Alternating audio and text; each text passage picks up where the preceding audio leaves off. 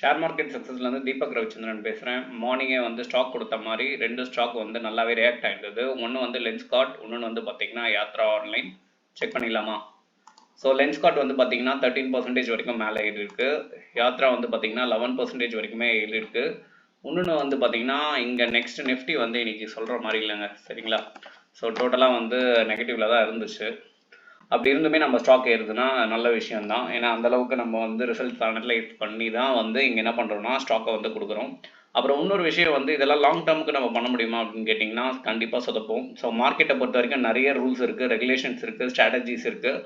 எதுவுமே ஃபாலோ பண்ணாமல் லைக் யூடியூப்பில் என்ன மாதிரி நிறைய பேர் பேசுகிறாங்க, நீங்கள் வந்து மணியை இன்வெஸ்ட் பண்ணும்போது ட்ரபிளில் வரும். ஸோ நாங்கள் பண்ணுறோம் அப்படின்னா ஒரு லம்சம் அமௌண்ட் எடுத்து அதில் வந்து பார்த்தீங்கன்னா we will go with the 10 or 5% அப்படின்ற மாதிரி போகும். ஸோ அப்படி பார்க்கும்போது எங்களுக்கு அது வந்து ஒரு லாபம் நல்லாவே வரும். சில பேர் வந்து இதெல்லாம் தெரியாமல் ஜஸ்ட் 1 வாங்குறேன் 2 வாங்குறேன்ட்டு வாங்கி வச்சு டோட்டலாக வந்து மார்க்கெட்டில் சொதப்புற கதெல்லாம் இருக்குது. ஸோ லேர்ன் பண்ணிட்டு உள்ள வாங்க, லேர்ன் பண்ணாமல் வராதிங்க. It is like a business, ஓகேங்களா? ஸோ பிஸ்னஸ் எப்படியோ அதே மாதிரி தான் ஷேர் மார்க்கெட். அதை லேர்ன் பண்ணவங்களுக்கு மட்டும்தான் அது கொடுத்ததா சரித்திரம் உண்டு.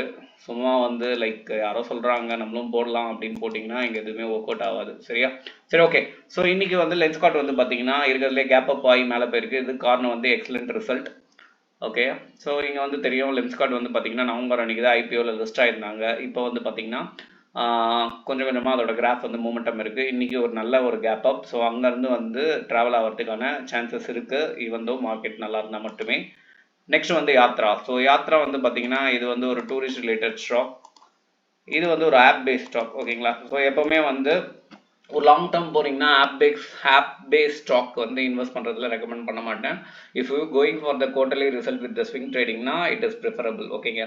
முதல்ல இந்த லாங் டேர்ம் என்ன, ஸ்விங் ட்ரேடிங் என்ன, இன்ட்ராடே என்ன, எஃப்என்டோஸ் என்ன, இதெல்லாம் புரிஞ்சுக்கிட்டு மார்க்கெட்டுக்குள்ளே வந்து வீடியோ பாருங்கள். ஸோ இதை புரியாமல் வந்து வந்தீங்கன்னா எதுவுமே உங்களுக்கு புரியாது, பிளைண்டாக இருக்கும், ஓகேங்களா? ஸோ இந்த மாதிரி ஷேர் ரிலேட்டட் நியூஸ் தெரியணும்னு நினச்சிங்கன்னா நம்ம ஷேர் மார்க்கெட் சேனலில் சப்ஸ்கிரைப் பண்ணி வச்சுக்கோங்க.